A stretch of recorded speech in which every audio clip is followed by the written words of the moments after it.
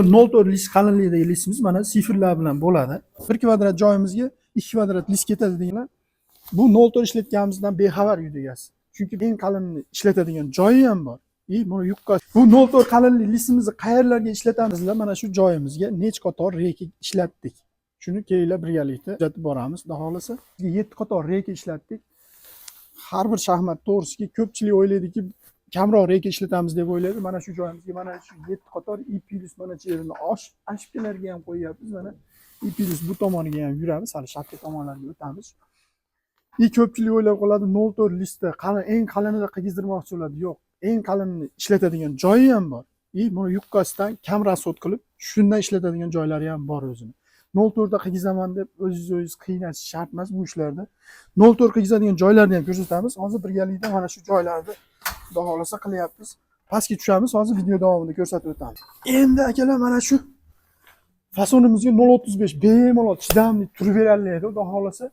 10 yilga, yo'q 10 yilga garantiya bera olmayman. Men o'zim shu sohada masalan 5 yildan beri ishlayotgan bo'lsam, 10 yilga javob bera olmayman shu fasonga. Hop, mana shunday mana orqasida mana telefon sirlari ham ochilib ketdi bu yerda. 0,35. Mana bu 0,4 list qalinligidagi listimiz mana sifrlar bilan bo'ladi. 0,4 qalinligidagi listimizda. Bu 0,4 qalinlik listimizni qayerlarga ishlatamiz degan savollarga mana bu joyimizda biri katta, biri kichkina. Fasonimiz shunday fason. Bu katta fason, katta listimizga 0,4 list qalinligidagini ishlatganmiz. Chunki bizga ish sifati muhim. Birinchi o'rinda buni 0,35 listda dogovor qilganmiz o'zi asli uyda egasi bilan. Bu 0,4 ishlatganimizdan bexabar uyda egasi. Chunki bizga birinchi o'rinda sifat. Mana endi ko'p savollar bo'lib qoladi. Nimaga 1 kvadrat joyimizga 2 kvadrat list ketadi degan savollarga.